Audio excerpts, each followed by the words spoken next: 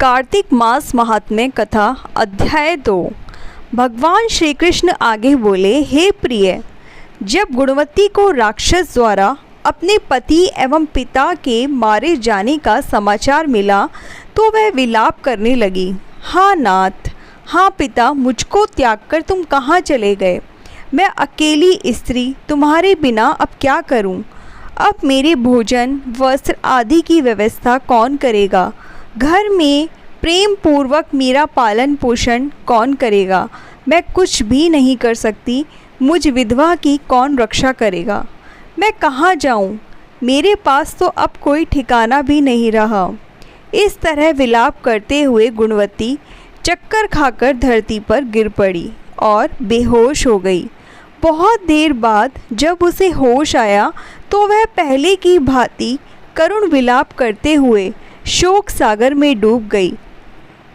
कुछ समय के पश्चात जब वह संभली तो उसे ध्यान आया कि पिता और पति की मृत्यु के बाद मुझे उनकी क्रिया करनी चाहिए जिससे उनकी गति हो सके। इसीलिए उसने अपने घर का सारा सामान बेच दिया और उससे प्राप्त धन से उसने अपने पिता एवं पति का श्राद्ध आदि कर्म किया।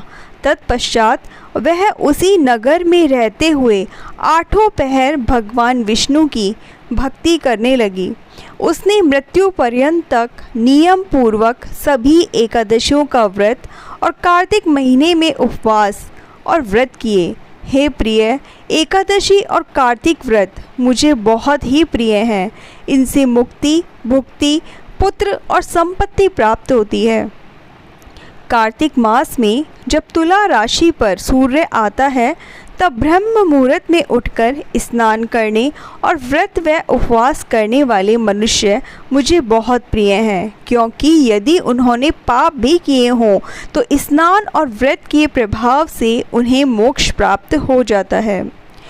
कार्तिक में स्नान, जागरण, दीप दान, तुलसी के पौधे की रक्षा करने वाले मनुष्य साक्षात भगवान विष्णु के समान हैं।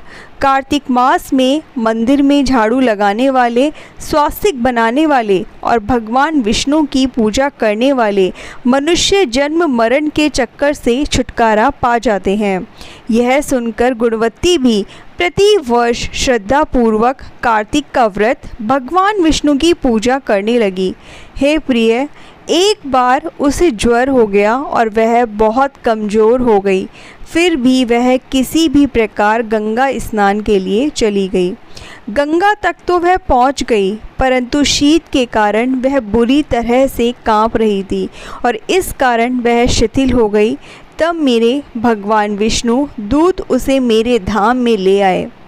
तत्पश्चात ब्रह्मा आदि देवताओं की प्रार्थना पर जब मैंने कृष्ण का अवतार लिया तो मेरे गण भी मेरे साथ इस पृथ्वी पर आए, जो इस समय यादव हैं।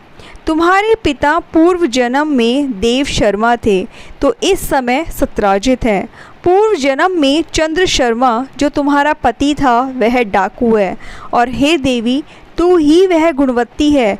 कार्तिक व्रत के प्रभाव के कारण ही तू मेरी अर्धांगिनी हुई है। पूर्व जन्म में तुमने मेरे मंदिर के द्वार पर तुलसी का पौधा लगाया था और इस समय वह तेरे महलों के आंगन में कल्प वृक्ष के रूप में विद्यमान है। उस जन्म में जो तुमने दीप दान किया था उसी कारण तुम्हारी देह इतनी सुंदर है और तुम्हारे घर में साक्षात लक्ष्मी का वास है, क्योंकि तुमने पूर्व जन्म में अपने सभी व्रतों का फल पति स्वरूप विष्णु को अर्पित किया था और उसी के प्रभाव से इस जन्म में तुम मेरी प्रिय पत्नी हुई हो। पूर्व जन्म में तुमने नियम पूर्वक जो कार्तिक मास का व्रत किया था उसी के कारण मेरा और तुम्हारा कभी वियोग नहीं होगा। और इस प्रकार कार्तिक मास में व्रत आदि करने वाले मनुष्य मुझे तुम्हारे समान प्रिय हैं। दूसरे जप, तप, यज्ञ, दान आदि करने से प्राप्त फल कार्तिक मास में किए गए व्रत के फल से बहुत थोड़ा होता है। अर्थात कार्तिक मास के व्रतों का 16वां भाग भी नहीं होता है। इस प्रकार सत्यभामा भगवान श्री कृष्ण के मुख से अपने पूर्व जन्म के पुण्य का प्रभाव सुनकर बहुत प्रसन्न हुई। तो दोस्तों, ये था कार्तिक मास महात्म्य अध्याय 2। आपको अच्छा लगा हो तो प्लीज़ चैनल को लाइक, शेयर और सब्सक्राइब जरूर कीजिए। धन्यवाद।